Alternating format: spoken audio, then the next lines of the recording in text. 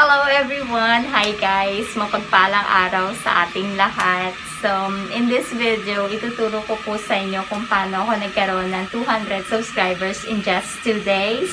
So, mag-share po ako ng ilang tips sa mga katulad kong baguhan lang po or new YouTube content creator.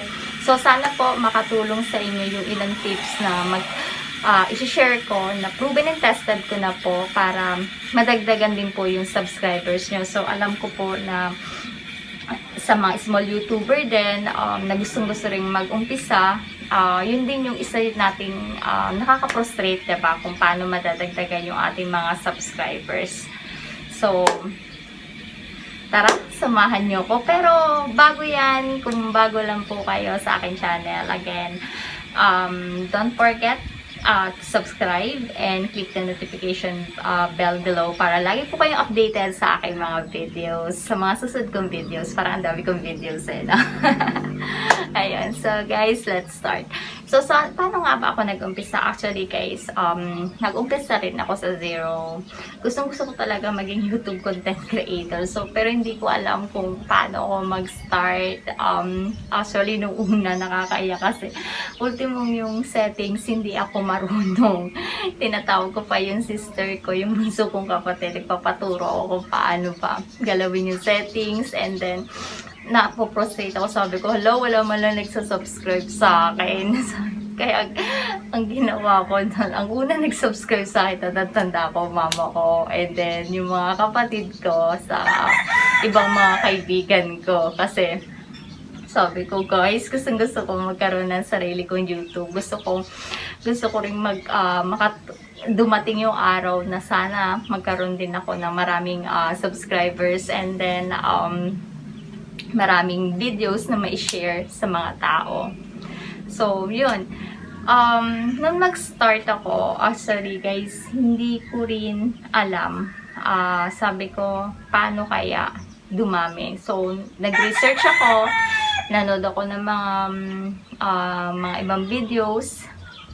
Inisip ko kung ano nga ba yung mga i-upload ko kasi alam niyo naman, sa mga nag-uumpisa na katulad ko, tulad natin, hindi naman tayo kilala talaga, hindi tayo artista, hindi tayo mga kilalang personality. So, ang hirap, diba? Hindi mo alam kung parang suntok sa buwan ba kung may magsasubscribe sa'yo or may mag-review ng mga videos mo. So, yun lang. First, ang ginawa ko, guys, is nag-research nga ako, and then yung niche ba? Na sinasabi nila kung ano yung gusto mo. And then, mas nag-focus ako, guys, sa short stories. So, kung makikita nyo, kasi yung short stories, mas marami yung nag-view, diba? Sa mga short stories. So, parang social media, ibang social media app lang yan.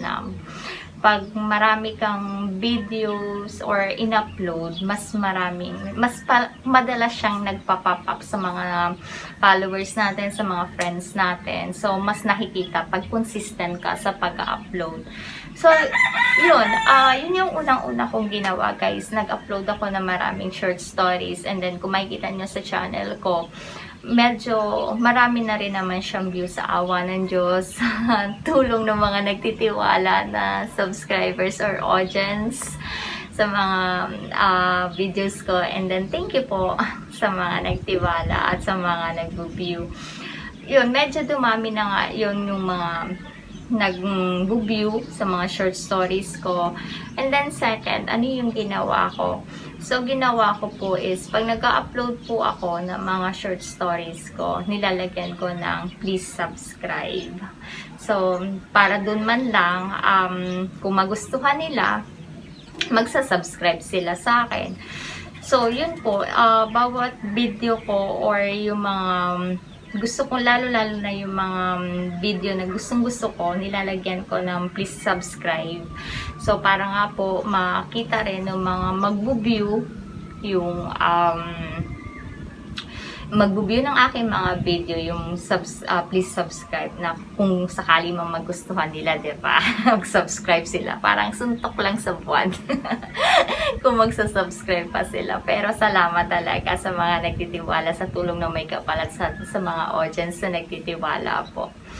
So, yun guys, and then, huwag niyong kalimutan na lagi kayong lagi kong sinabi dito sa una pa lang na maging consistent kayo sa pag-upload. Actually, kung makikita nyo, wala akong masyadong long video kasi wala pa akong magamit na camera.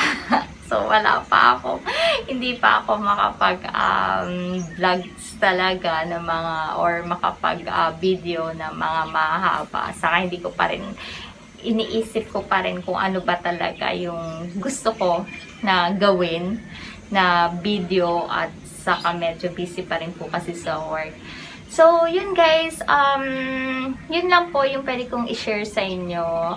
Proven and tested na po sa akin for paano ko po na-reach out yung 200 subscribers ko in just 2 days. So, sa mga nanonood po, sana po makatulong po ito sa inyo. And then, kayo rin po ay maka-reach out ng subscribers na 200 in just 2 days. Or, ma-reach out nyo rin po yung 1,000 subscribers na hinihingi ni YT. So, mapagpalang araw po uli sa ating lahat, and thank you for watching. Stay safe everyone. So, samahan niyo po ako muli sa susunod kong mga videos. Bye! Thank you!